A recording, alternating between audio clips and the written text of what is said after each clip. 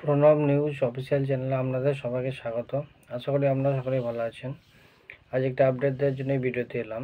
তার আগে বলি, যারা চ্যানেলটি প্রথম দেখছেন আপনারা প্রত্যেকেই লাইক, শেয়ার, কমেন্ট ও সাবস্ক্রাইব করবেন। আর যারা চ্যানেলটি দীর্ঘদিন দেখছেন কিন্তু লাইক শেয়ার করেননি, আপনারা প্রত্যেকে লাইক, শেয়ার, কমেন্ট ও সাবস্ক্রাইব করে চ্যানেলটির পাশে থাকবেন।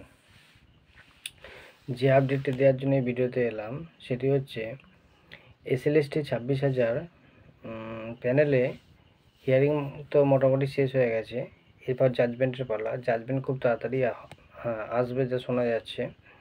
তো অনেকেই বলছেন কি জাজমেন্ট হতে পারে। তো জাজমেন্ট সম্ভবত যেটা হতে চলেছে সেটি হচ্ছে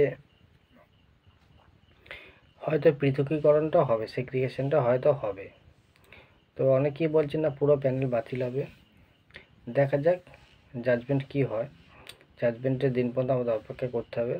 তবে সম্ভবত যা বোঝা যাচ্ছে, যা খবর, তাতে করে হয়তো পৃথকীকরণ হবে। তো যদি পৃথকীকরণ হয়, সেগ্রিগেশন হয়, তাহলে সেক্ষেত্রে কী হতে পারে? সেগ্রিগেশন হলে কত সেগ্রিগেশন হতে পারে, যোগ্য অযোগ্যের সংখ্যাটা কত হতে পারে, সেই সংখ্যাটা বলা সম্ভব না। মোটামুটি যা বোঝা যাচ্ছে, যদি অযোগ্যরা বাদ যায় তো অযোগ্যদের জায়গায় কারা ডাক পাবে। অনেকে বলছেন যে সেই সময় যারা ক্যান্ডিডেট ছিলেন, অর্থাৎ পরীক্ষার্থী ছিলেন, প্রত্যেকেই নাকি ডাক পেতে চলেছে। কিন্তু একটা জিনিস ভালোভাবে চিন্তা করে দেখুন, কত বাদ যাবে আমরা বলতে পারছি না। সংখ্যাটা 5,000 হতে পারে, 7,000 হতে পারে, 8,000 হতে পারে, বা 10,000 হতে পারে। তো এই সংখ্যার ভিত্তিতে কিভাবে 2 লাখ, 2.5 লাখ বা 3 লাখ ক্যান্ডিডেট ডাক পেতে পারে, এটা একটা বড় প্রশ্ন। কারণ 10,000 যদি অযোগ্য বাদ যেতে, 10,000-এর জায়গায় 1:1.4 ডাকা যেতে পারে ম্যাক্সিমাম। তো সেইখানে 2 লাখ বা 2.5 লাখ ছেলেকে কীভাবে ডাকা যেতে পারে, এটা একটা বড় প্রশ্ন। তো কোর্ট যেমন অর্ডার দেবে সেই রকম হবে। তো সবথেকে বেশি যেটা সম্ভাবনা সেটা হচ্ছে যারা এই 26,000 প্যানেলের সঙ্গে মামলাকারী হয়ে যুক্ত আছেন, অর্থাৎ পিটিশনার হয়ে আছেন সুপ্রিম কোর্টে প্রধান বিচারপতির বেঞ্চে। সেটা SLB হতে পারে বা IFIL হতে পারে, যেভাবেই যুক্ত হন না কেন, সম্ভবত সবথেকে বেশি যেটা চান্স সেটা হচ্ছে মামলাকারীরা কিন্তু ডাক পেতে চলেছে, যদি অযোগ্যরা বাদ যায়। পুরো প্যানেল বাতিল হলে কেউই ডাক পাবে না।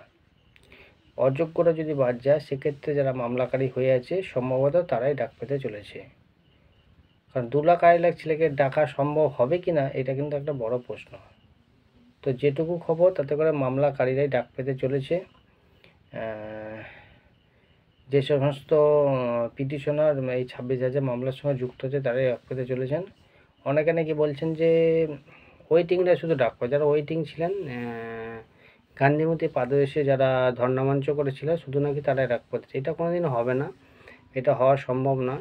অযোগ্যরা বাদ গেলে সেক্ষেত্রে সমস্ত মামলাকারী ডাক পাবেন, এটুকু বলা যেতেই পারে, এবং সেটাই খবর। দেখা যাক কি হয়। আমাদের জাজমেন্টের দিন পর্যন্ত অপেক্ষা করতেই হবে। আশা করছি ভালো কিছু হবে। নট কল ফর ভেরিফিকেশান যারা আছেন, আপনাদের দুশ্চিন্তার কোনো কারণ নেই।